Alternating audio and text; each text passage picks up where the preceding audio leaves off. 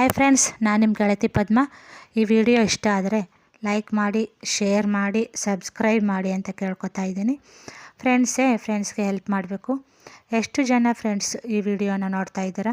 ಎಲ್ಲ ಫ್ರೆಂಡ್ಸು ಕೂಡ ಸಬ್ಸ್ಕ್ರೈಬ್ ಮಾಡ್ತೀರಾ, ಲೈಕ್ ಮಾಡ್ತೀರಾ ಅಂತ ಕೇಳ್ಕೊತಾ ಇದ್ದೀನಿ. ಎಲ್ಲ ಫ್ರೆಂಡ್ಸು ಸಬ್ಸ್ಕ್ರೈಬ್ ಮಾಡಿ. ನಾನು ಇಲ್ಲಿ ನಿಮಗೆ ಹಳೇಬೀಡು ದೇವಸ್ಥಾನದ ಹೊರಭಾಗವನ್ನು ತೋರಿಸ್ತಾ ಇದ್ದೀನಿ. ಇದು ಒಂದು ಸುಂದರವಾದಂತಹ ದೇವಸ್ಥಾನವಾಗಿದೆ.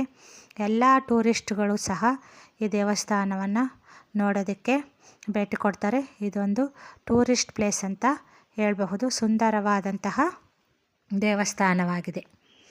ಹಾಸನ ಜಿಲ್ಲೆಯಲ್ಲಿರುವ ಬೇಲೂರು ಮತ್ತು ಹಳೇಬೀಡು ದೇವಾಲಯಗಳು ಹೊಯ್ಸಳ ರಾಜವಂಶದ ದೇವಾಲಯವಾಗಿದೆ. ಈ ದೇವಾಲಯಗಳನ್ನು ಅವಳಿ ದೇವಾಲಯಗಳು ಎಂದು ಕರೆಯುತ್ತಾರೆ. ಆ ಕಾಲದ ವಾಸ್ತುಶಿಲ್ಪ ಜನರನ್ನು ಮಂತ್ರಮುಗ್ಧವನ್ನಾಗಿಸುತ್ತದೆ. ಹೊಯ್ಸಳೇಶ್ವರ ದೇವಸ್ಥಾನವು ಒಂದು ಕಾಲದಲ್ಲಿ ಹೊಯ್ಸಳ ಸಾಮ್ರಾಜ್ಯದ ರಾಜಧಾನಿಯಾಗಿದ್ದ ಹಳೇಬೀಡು ಪಟ್ಟಣದಲ್ಲಿರುವ ಶಿವನಿಗೆ ಅರ್ಪಿತವಾದ ಐತಿಹಾಸಿಕ ದೇವಾಲಯವಾಗಿದೆ. ಹಳೇಬೀಡು ಹೊಯ್ಸಳೇಶ್ವರ ದೇವಸ್ಥಾನವನ್ನು ಮುಖ್ಯ ವಾಸ್ತುಶಿಲ್ಪಿ ಕೇತುಮಾಲ 12ನೇ ಶತಮಾನದಲ್ಲಿ ಹೊಯ್ಸಳರ ರಾಜ ವಿಷ್ಣುವರ್ಧನರವರ ಆದೇಶದ ಮೇರೆಗೆ ನಿರ್ಮಿಸಿದನು. ಹಳೇಬೀಡು ದೇವಸ್ಥಾನದಲ್ಲಿ ಮಠವೂ ಸಹ ಇದೆ. ಹಳೇಬೀಡಿನಲ್ಲಿ ಮಠವೂ ಸಹ ಇದೆ. ಹೊಯ್ಸಳ ಸಾಮ್ರಾಜ್ಯದ ರಾಜಧಾನಿ ದ್ವಾರಸಮುದ್ರ, ಅದೇ ಇಂದಿನ ಹಳೇಬೀಡು. ಹಾಸನ ಜಿಲ್ಲೆಯಲ್ಲಿದೆ. ಹಾಸನ ಮಾರ್ಗವಾಗಿ ಬಂದರೆ 220 ಕಿಲೋಮೀಟರ್, ಸಾರ್ವಜನಿಕ ಸಾರಿಗೆಯಲ್ಲಿ ಬಂದರೆ 220 ಕಿಲೋಮೀಟರ್ ಆಗುತ್ತದೆ.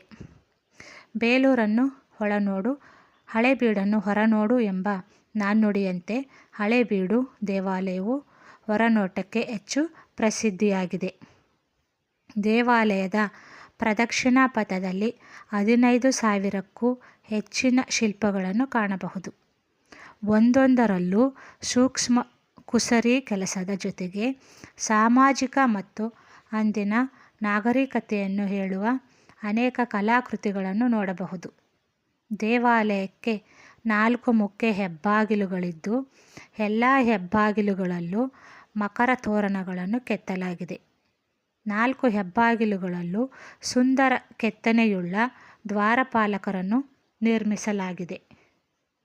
ಹೊಯ್ಸಳೇಶ್ವರ ಕಾಲದಲ್ಲಿ ದೇವಾಲಯದ ದಕ್ಷಿಣದ ಬಾಗಿಲು ರಾಜದ್ವಾರವಾಗಿತ್ತು.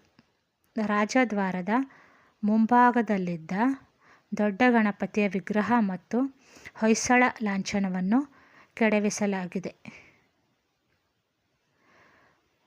ದೇವಾಲಯದ ಪ್ರಾಕಾರವು ವಿಶಾಲವಾಗಿದ್ದು ಎತ್ತರ ಜಗತಿಯನ್ನು ಹೊಂದಿದೆ. ದೇವಾಲಯದ ಹೊರಭಾಗದಲ್ಲಿ 2 ದೊಡ್ಡ ನಂದಿಯ ವಿಗ್ರಹಗಳನ್ನು ನೋಡಬಹುದು. ಅದರಲ್ಲೂ ನಾಜೂಕಿನ ಕುಸರಿ ಕೆಲಸಗಳನ್ನು ಗಮನಿಸಬಹುದು. ಈ ದೇವಾಲಯವನ್ನು ರಾಷ್ಟ್ರೀಯ ಸ್ಮಾರಕ ಎಂದು ಘೋಷಿಸಿದೆ. ಅಲ್ಲಿಂದಲೂ ಈ ದೇವಾಲಯದ ನಿರ್ವಹಣೆಯನ್ನು ಭಾರತೀಯ ಪುರಾತತ್ವ ಸರ್ವೇಕ್ಷಣಾ ಇಲಾಖೆಯು ನೋಡಿಕೊಳ್ಳುತ್ತಿದೆ.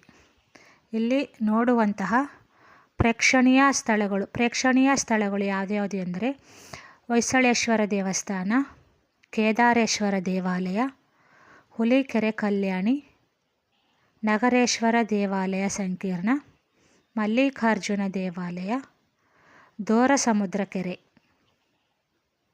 ಇವು ಇಲ್ಲಿ ನೋಡಬಹುದಾದಂತಹ ಪ್ರೇಕ್ಷಣೀಯ ಸ್ಥಳಗಳಾಗಿವೆ.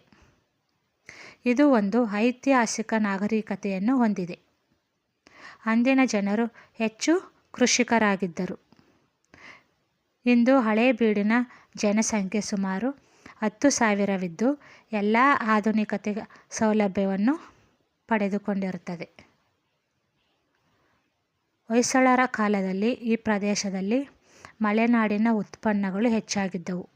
ಅಲ್ಲಿ ಬೆಳೆಯುತ್ತಿದ್ದಂತಹ ಬೆಳೆಗಳು ಯಾವ್ಯಾವು ಎಂದರೆ ಅಡಿಕೆ, ತೆಂಗು, ಬಾಳೆ, ಕಾಳುಮೆಣಸು, ಹುರುಳಿ, ರಾಗಿ ಮುಂತಾದ ಧಾನ್ಯಗಳನ್ನು ಇವರು ಬೆಳೆಯುತ್ತಿದ್ದರು. ಹಾಗೆಯೇ ಈ ದೇವಾಲಯದ ನಿರ್ಮಾಣ ಕಾರ್ಯದಲ್ಲಿ 20,000ಕ್ಕಿಂತಲೂ ಹೆಚ್ಚು ಶಿಲ್ಪಿಗಳು ಕಾರ್ಮಿಕರು ಕೈ ಜೋಡಿಸಿದ್ದಾರೆ ಎಂದು ಅಧ್ಯಯನಗಳಿಂದ ನಮಗೆ ತಿಳಿದುಬರುತ್ತದೆ.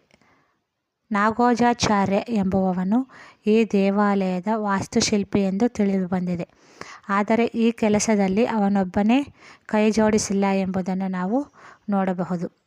ಜಕ್ಕಣ್ಣಾಚಾರ್ಯ ಮತ್ತು ಡಕ್ಕಣ್ಣಾಚಾರ್ಯ ಇವರೂ ಸಹ ಇಲ್ಲಿ ಇದ್ದರು ಎಂದು ತಿಳಿದುಬರುತ್ತದೆ. ಆದರೆ ಇದಕ್ಕೆ ಪುರಾವೆಗಳು ದೊರೆತಿಲ್ಲ. ಹೊಯ್ಸಳ ಶಿಲ್ಪಕಲೆ ದ್ರಾವಿಡ ಶೈಲಿ ಮತ್ತು ಆರ್ಯ ಶೈಲಿ ಎರಡೂ ಗುಣಗಳನ್ನು ತನ್ನದಾಗಿಸಿಕೊಂಡಿದೆ. ಈ ದೇವಾಲಯವು 4 ಮುಖ್ಯ ದ್ವಾರಗಳನ್ನು ಒಳಗೊಂಡಿದೆ. ಈ ಗರ್ಭಗುಡಿಯಲ್ಲಿ ಮುಖ್ಯವಾದಂತಹ ದೇವರನ್ನು ನಾವು ಇಲ್ಲಿ ನೋಡಬಹುದು. ನಾನು ಇಲ್ಲಿ ನನಗೆ ಗೊತ್ತಿರುವಂತಹ ಸ್ವಲ್ಪ ವಿಷಯಗಳನ್ನು ತಿಳಿಸ್ಕೊಟ್ಟಿದ್ದೀನಿ. ನೀವು ಹಂಗೆ ದೇವಾಲಯವನ್ನು ನೋಡ್ತಾ ಹೋಗಿ ಎಷ್ಟು ಸುಂದರವಾಗಿದೆ ಅಂತ ನಿಮಗೆ ಗೊತ್ತಾಗುತ್ತೆ. ಈ ವಿಡಿಯೋ ಇಷ್ಟ ಆದರೆ ಲೈಕ್ ಮಾಡಿ, ಸಬ್ಸ್ಕ್ರೈಬ್ ಮಾಡಿ. Thank you friends.